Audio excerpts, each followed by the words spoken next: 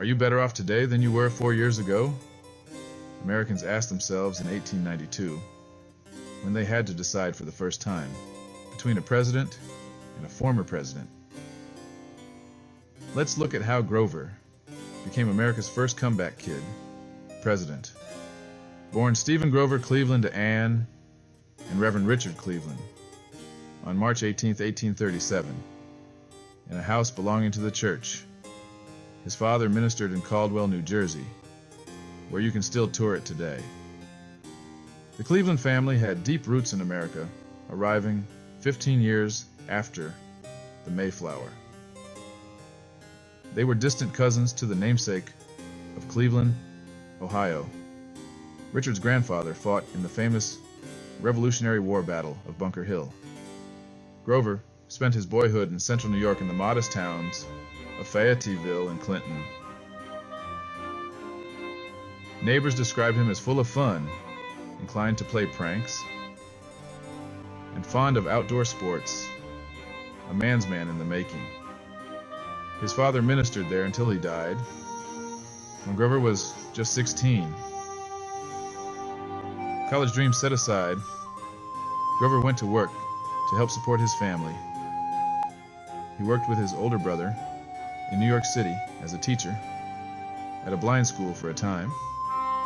He then went to Buffalo to do clerical work for his uncle, Lewis F. Allen, an important man who introduced him around town. He soon joined a major law firm as a clerk, studied law on his own, and was admitted to the bar in 1859 at age 22. The Civil War raging by the time his legal career took off. Cleveland was serving as assistant district attorney for Erie County when he paid $300 to substitute out of the draft, as was a common option if you could afford it. He quickly developed a reputation as a hard-working lawyer, presenting his arguments from memory before judge and jury. A popular gent who loved to hunt and fish with his male companions, Big Steve, as Grover was known, was a good man to have as a friend. Thoroughly provincial, he never traveled, seldom read fiction, poetry, or listened to music. He enjoyed hard work without corruption, very rare in politics. In 1870, Cleveland was elected sheriff of Erie County, a position he held until 1873.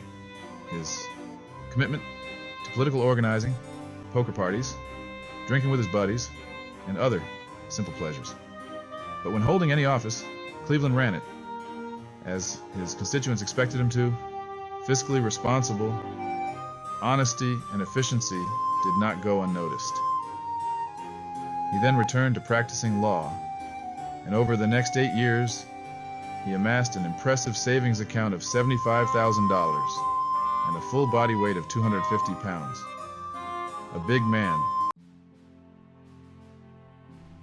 Returning to politics in 1881, he was elected mayor of Buffalo, a city grappling with the same corruption that plagued politics nationwide. Cleveland, however, refused to play the game. He was no Boss Tweed. These battles he was to experience shaped him for higher office and a rendezvous with destiny. He viewed his leadership role as a sacred duty to serve the public good. This manifested in his now famous frugality and willingness to stand up to powerful interests. He scrutinized every city contract, vetoing those he deemed wasteful or corrupt, earning him the moniker Veto Mayor. He was a one-man department of government efficiency, so to speak. This guy means business. One particular notable fight involved a corrupt street cleaning contract. Despite intense pressure from powerful party bosses, Cleveland bravely vetoed the contract, deeming it grossly overpriced. His veto message read, in part, I believe in rewarding friends, but I will not reward them at the expense of the taxpayers. This unwavering and unusual stance, while angering political allies, resonated with the public, who admired his courage and integrity. Cleveland's unique reputation extended beyond financial matters. He was equally adamant about upholding the law, regardless of social standing. When a group of wealthy citizens requested that he ignore their violations of the city's Sunday blue laws, he refused. "Laws are made to be enforced," he declared. "I will enforce them equally, without fear or favor." These principles, applied consistently, made him a popular figure, not just in Buffalo, but across New York State. He was seen as a beacon of hope in an era of political cynicism, graft, and corruption. A man who could not be bought or swayed. His commitment to anti-corruption and taxpayers made him lots of enemies in politics. Some things never change.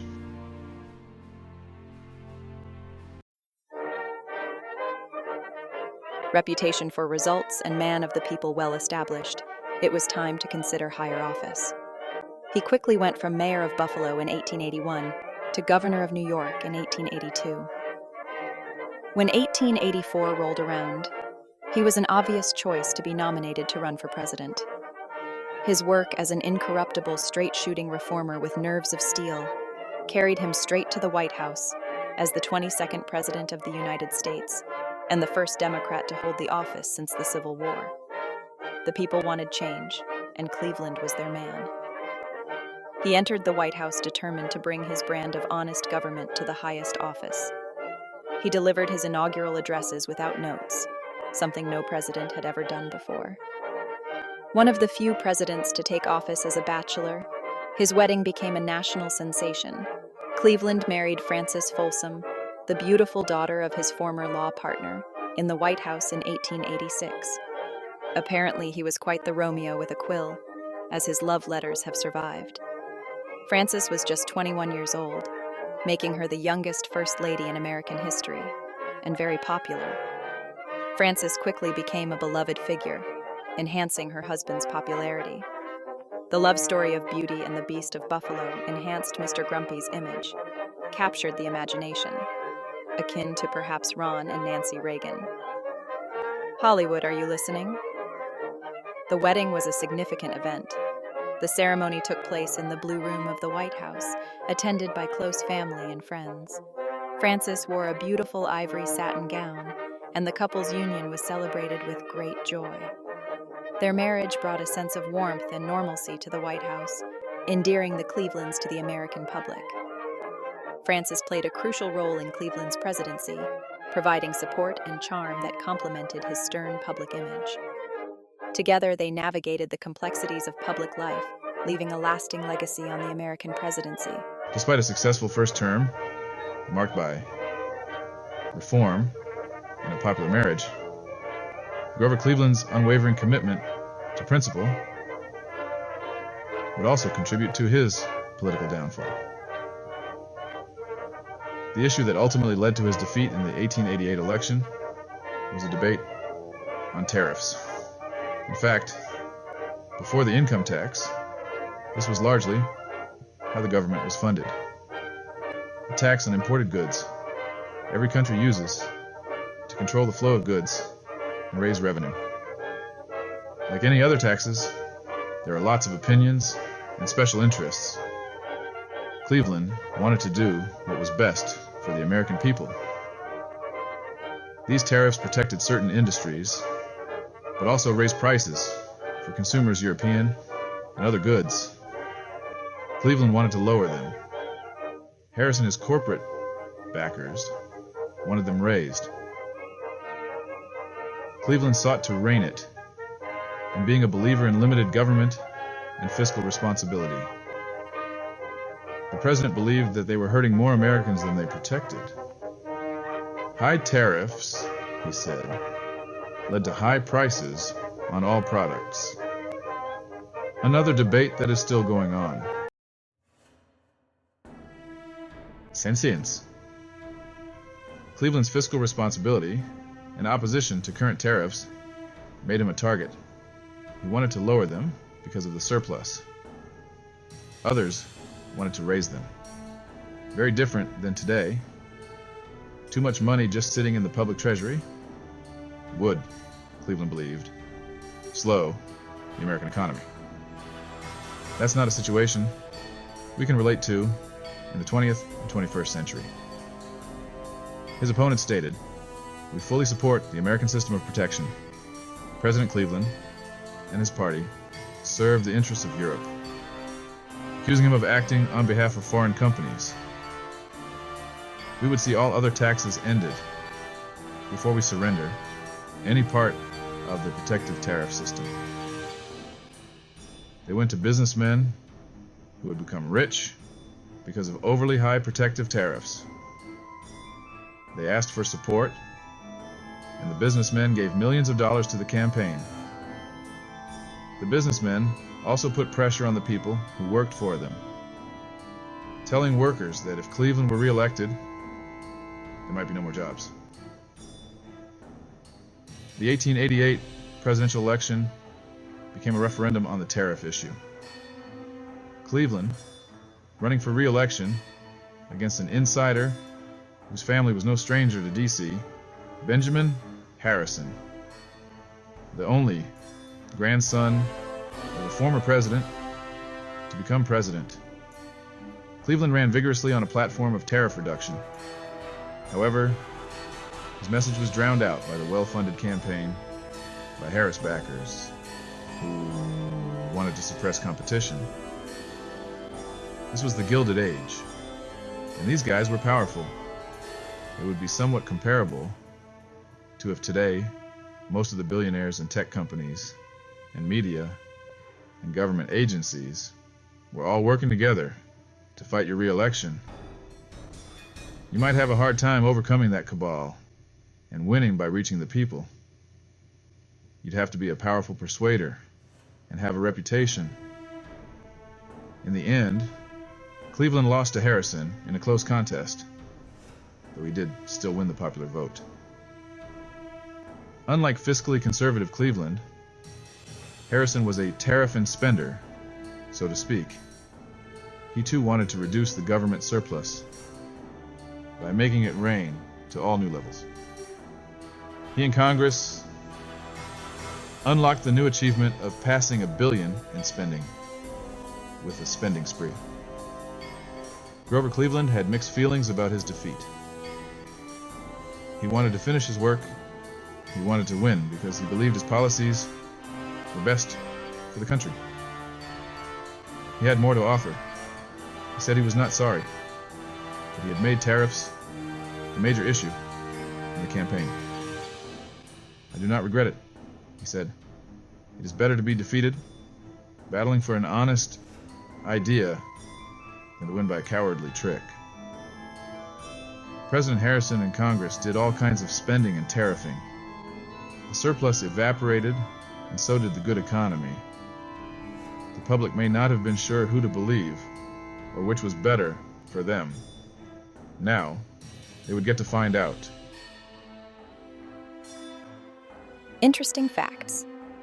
The Cleveland's first child, a daughter born between his terms, was named Ruth, became somewhat of a national sensation.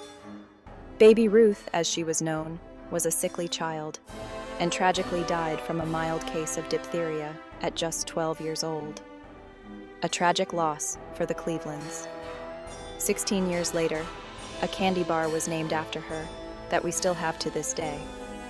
Most people assume it was named after baseball legend Babe Ruth, whose career had taken off that same year. But if that were the case, the candy company would have to pay him a very large royalty for using his name. So obviously this candy maker located near Wrigley Field just had a deep sense of nostalgia for the former president's daughter decades later. Makes sense. I just wish the Clintons would have named Chelsea Patrick Mahomes. I would have the perfect business idea. President Cleveland is also the one who signed Labor Day into law, effectively ending summer and the wearing of white for the year. I'm not sure how they ever ended summer before this.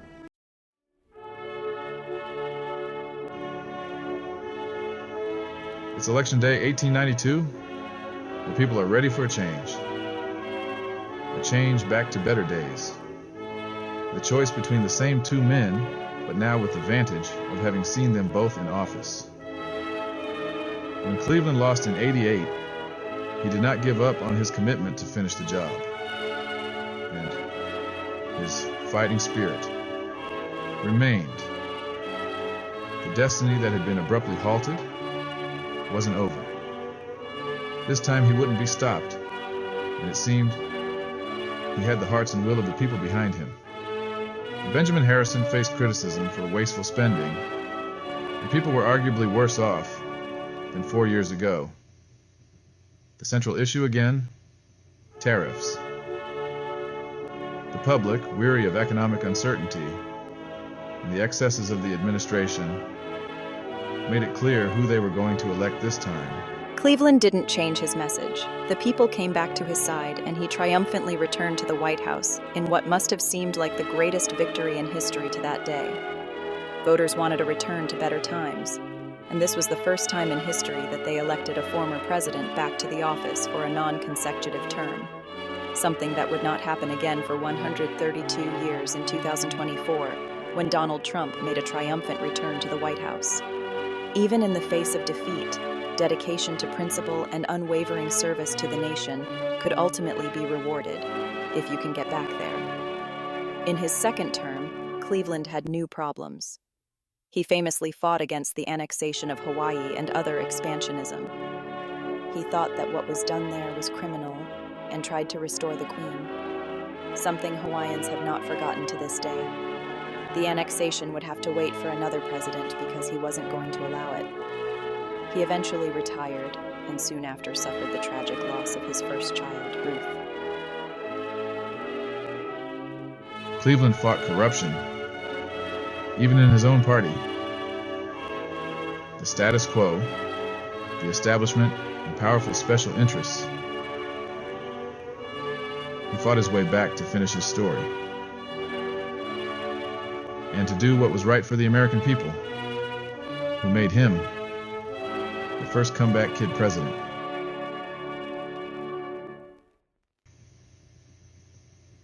Many books were written about this era, and many schools and babies were named after him.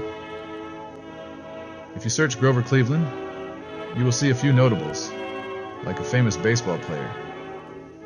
He was a man of steel and integrity, and if need be, the veto king.